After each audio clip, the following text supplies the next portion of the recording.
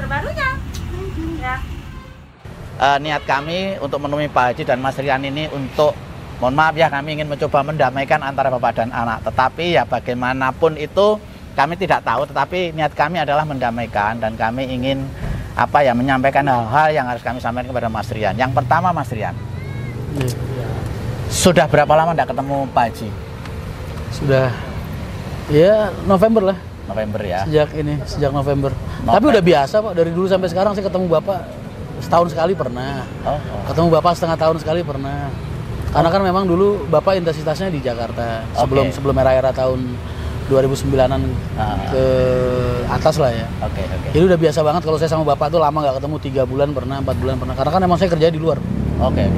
Jadi sudah hal biasa ya, misalnya sekarang ini terakhir ini nggak ketemu sejak November, Desember, Januari, Februari, Maret, ya 5 bulan ya. Itu sebelumnya juga sudah hal biasa, tidak pernah ketemu.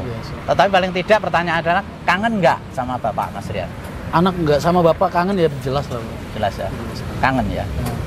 Dari lubuk hati yang paling dalam, bener-bener kangen ya? Oh kangen, malah kadang kalau malam itu suka nangis sendiri Pak kadang. Jadi ya biasa lah Pak. Saya rasa perasaan kayak gitu, Bapak punya orang tua kayak gimana sama. Itu kan hukum dunia. Jadi ya kangen ya, seperti kita juga ya. Sama. Saya kan manusia normal Pak. Iya betul. Maka itu kalau kangen, banyak orang berharap Mas Rian bisa ketemu bapaknya ini. Suatu saat pasti ketemu. Di saat semua impian kita masing-masing udah tercapai. Suatu saat ya. Kapan kira-kira Mas Rian? Kan kangen. Kalau kangen biasanya pengen cepet loh. Simpel aja, kita kan hidup tinggal ngikutin garis yang Allah buat. Jadi Pak Haji lagi meyakini ngikut garisnya dia nih, saya juga lagi meyakini ikut garisnya saya gitu.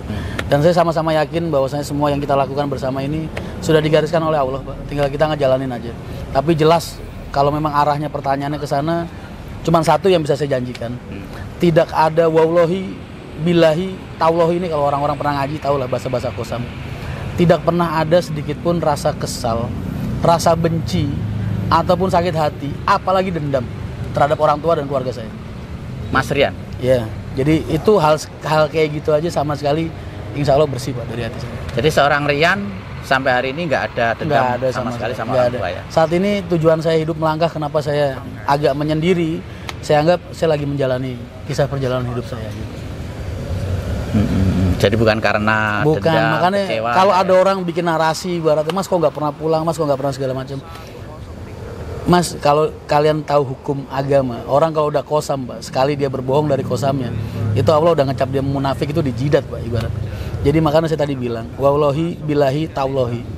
Kalau memang nggak ada kalau memang nggak ada sedikit pun rasa sakit hati, dendam atau benci atau rasa kesel yang bentuknya paling ringan ibarat sama keluarga saya.